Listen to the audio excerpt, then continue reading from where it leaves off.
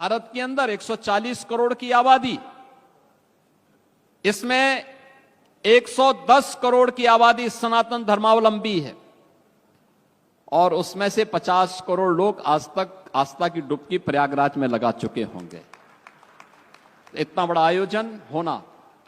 प्रयागराज को ring road के रूप में सौगात देना,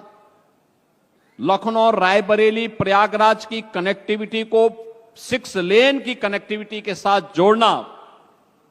प्रयागराज के अंदर के सड़कों को फ्लाईओवर के साथ जोड़ना, 2 लेन को 4 लेन को 6 लेन के साथ जोड़ने का कार्य डबल इंजन की भारतीय जनता पार्टी की सरकारों ने किया। मेरा अनुमान है कि उत्तर प्रदेश की अकेली अर्थव्यवस्था को महाकुंभ प्रयागराज के माध्यम से 3 लाख करोड़ रुपए की नई बढ़ोतरी होने जा रही है। जो लोग उंगली उठाते हैं कि 6,000 5,000 करोड़ रुपए खर्च कर दिए कुंभ में, ये 6,000 और 5 करोड़ कुंभ में ही नहीं किए हैं, प्रयागराज सिटी के रिनोवेशन में भी खर्च किए हैं। कुंभ के आयोजन में कुल 1,500 करोड़ रुपए खर्च हुए हैं और बदले में अगर उत्तर प्रदेश को 3 लाख करोड़ रुपए का लाभ होता हो और यहां की अर्थव्यवस्था सुदृढ़ होती हो, तो मुझे लगता है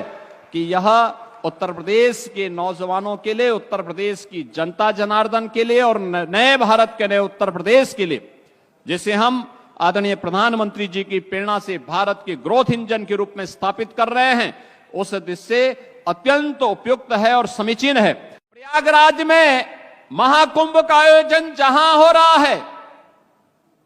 उस महाकुंभ के आयोजन स्थल पर भी आदरणीय प्रधानमंत्री जी की प्रेरणा से जो कुंभ स्थल है, यह भी डिफेंस की ही लैंड है और उस लैंड पर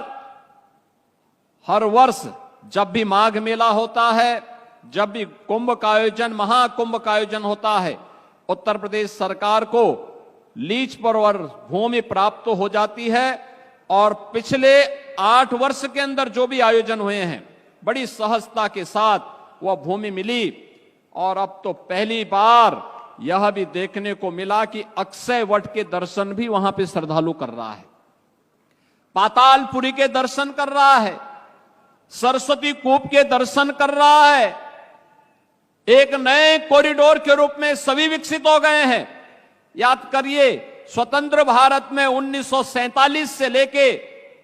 2019 तक जहां तक आम जन और श्रद्धालु नहीं पहुंच पाता था,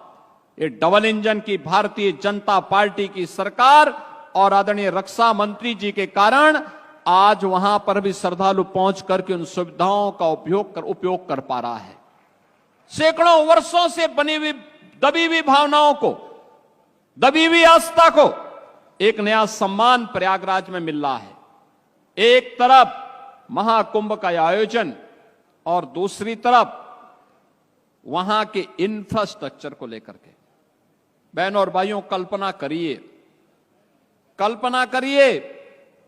50 करोड़ श्रद्धालु जिस प्रयागराज में आज तक स्नान करेंगे, 1 महीने की इस अवधि के दौरान वे श्रद्धालु आए होंगे और सर्वाधिक श्रद्धालु आए हैं सड़क मार्ग से। वहां पे रेलवे की बेहतरीन सुविधा हुई, सैकड़ों की संख्या में मेरा स्पेशल भी चलाई गई, एयर कनेक्टिविटी के लिए 40 रेगुलर फ्लाइट प्रतिदिन प्रयागराज को देश के अलग अलग कोनों को जोड़ रही है।